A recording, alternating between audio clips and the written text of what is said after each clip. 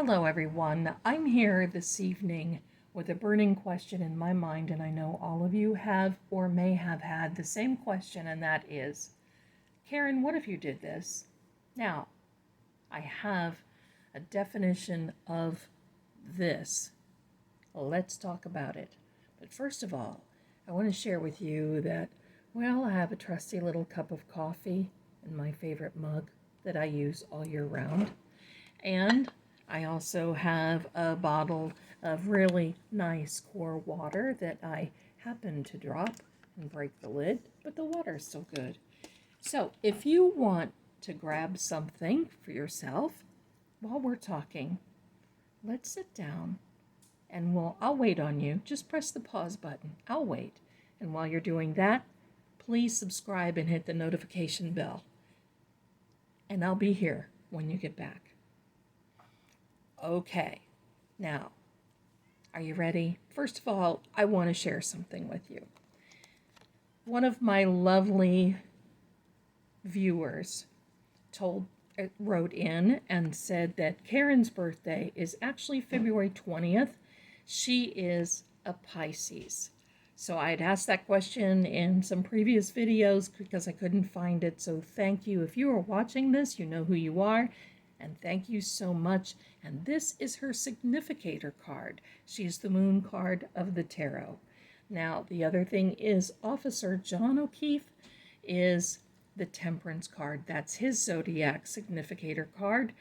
And he is a Sagittarius. And if either one of these cards or both come out, we know that we're getting a message from that energy. And we better pay attention. But here we go, because I'm going to go down the rabbit hole just a little bit and let's talk. Karen, what if you did this? Now, what does that mean? We all know that they were at the Waterfall Bar in Canton and that Brian Albert was encouraging everyone to come back to their house at 34 Fairview Road in Canton. Now, they were playing around, doing the little thing in the bar and stuff. But I want to do this. I want to do a what if scenario, and that's what the this means. It's the what if.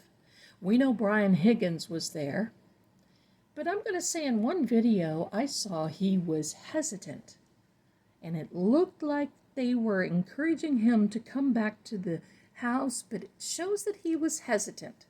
Now, why would he be hesitant? Well, we know that there were some, flirtatious little texts going on between Karen and himself. Hey, they aren't the first ones that have done that, and no judgment, right?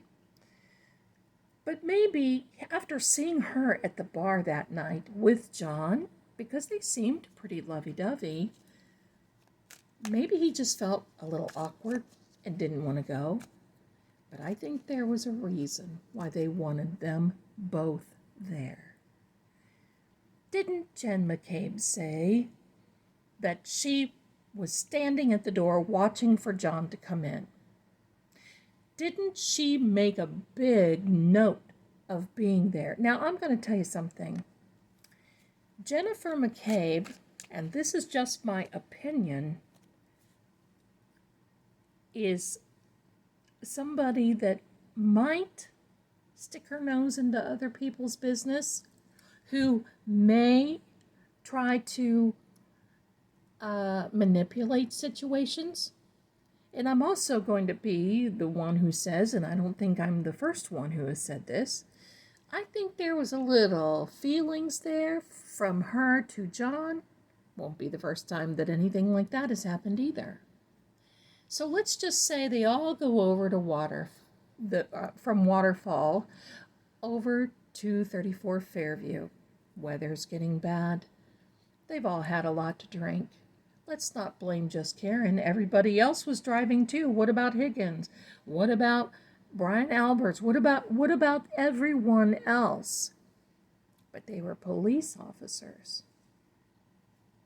So they pull up in front of the house. We don't know what the conversation really was.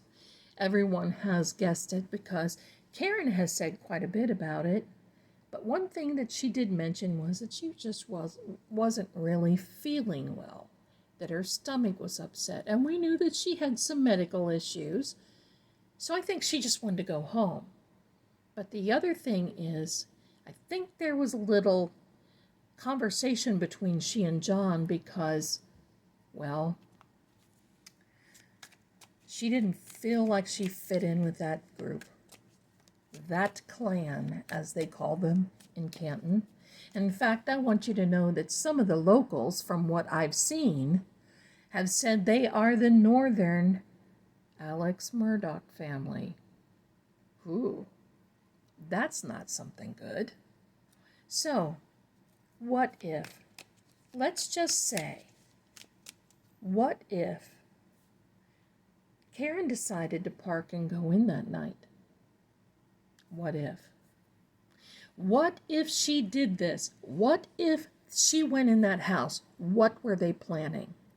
Now, there is such a thing called lying in wait, as in lying in wait. That's biblical. What does that mean? Premeditated.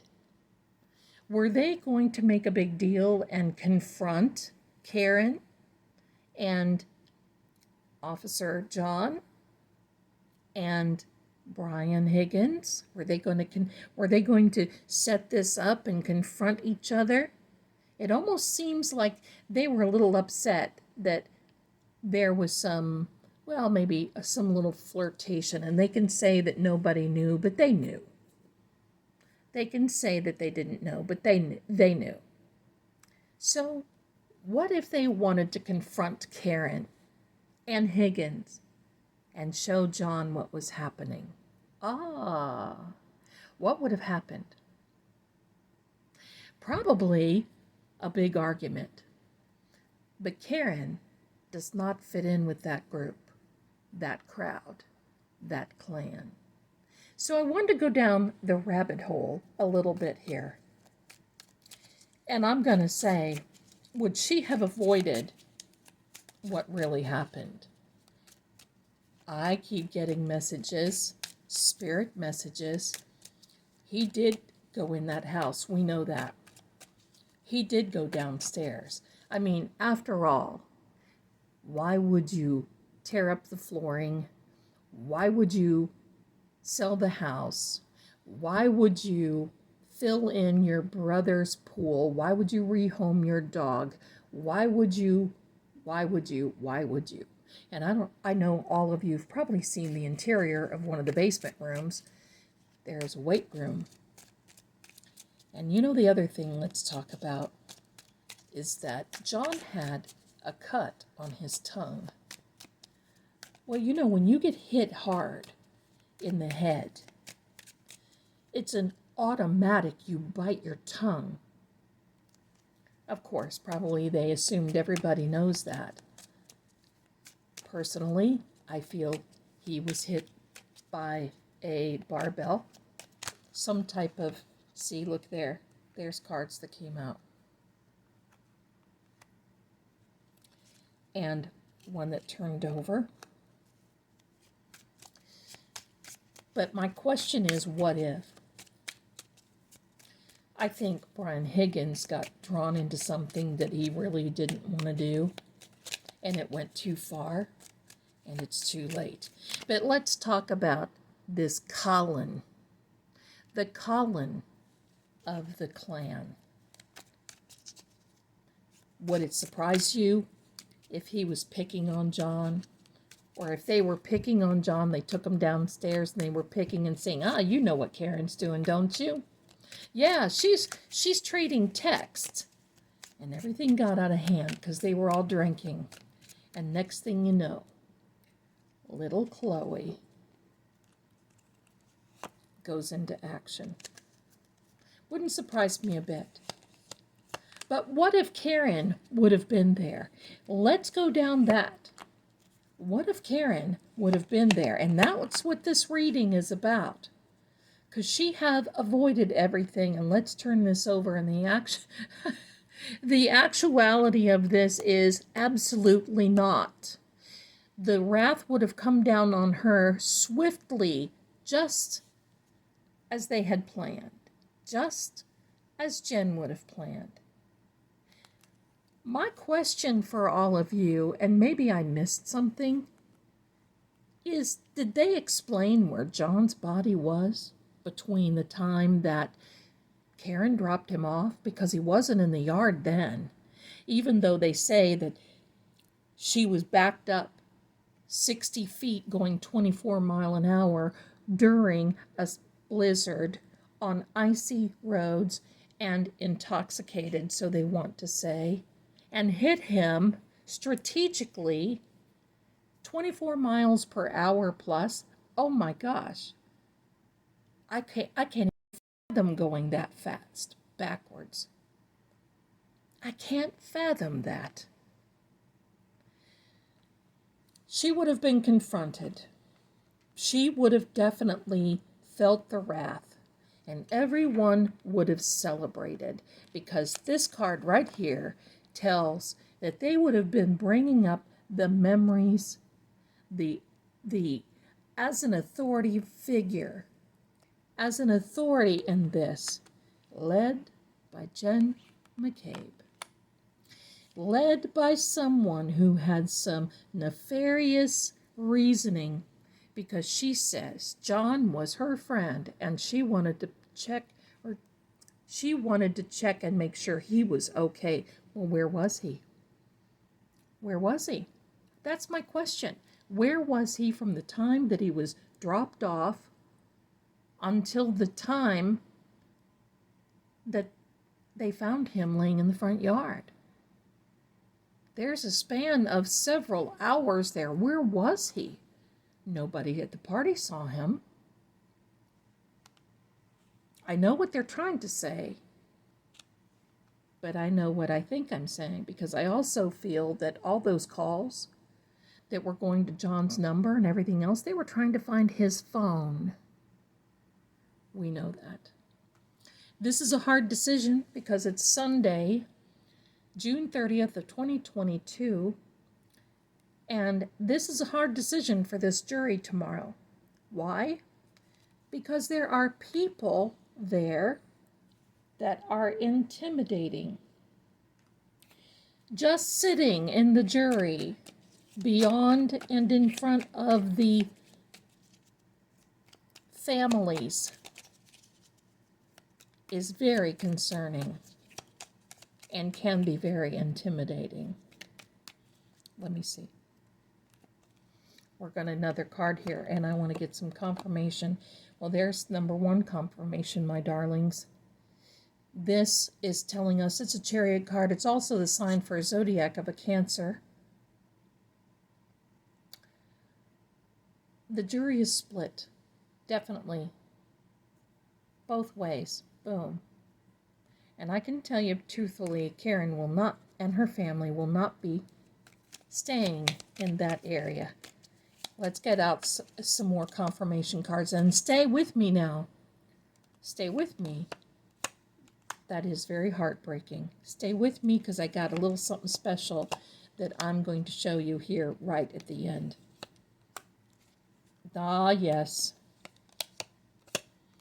Ah, yes. Miss Jen McCabe, the leader of the pack, the one who has a sword that cuts both ways, and the one who manipulates and tries to... Now, this is generally a nice card, so for you readers out there, but we're asking about this particular time, and this is a communication card that can be very tough when the time happens. And this is a very heartbreaking situation, and she would have been heartbroken if that would have happened. And definitely taking those lessons and moving on. But that would have not turned out very well, because it certainly did not for Officer John O'Keefe. All right, that's what I wanted to share with you is, Karen, what if you did this? Have you thought about that? What would have happened if you went in that house with John?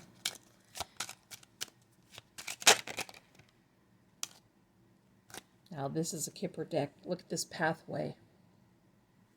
Let's get another couple of cards out here. Pardon me, I just hit the camera.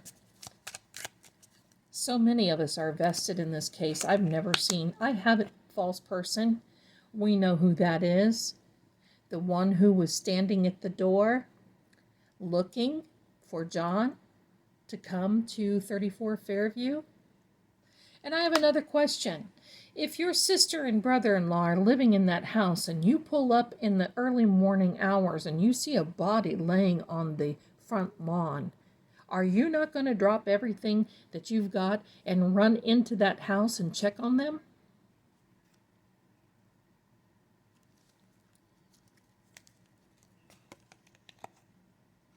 Main male. That's Mr. O'Keefe. Wow, this tells the tale, doesn't it? This pathway. False person, main male. Let's just take one more card. Or listen, we can't make this stuff up. We can't make this stuff up. Imprisonment. That's what they want. That's what they want. But I think that the imprisonment is going to be coming for someone else. Unexpected income. Well, I think that has to do with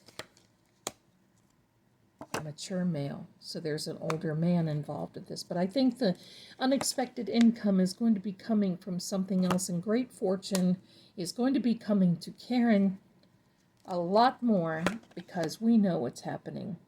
Distant horizons. Yep, she's moving on. At the bottom of the deck, the family room. I'm going to tell you something, my darlings. We can't make this up. It does not surprise me a bit.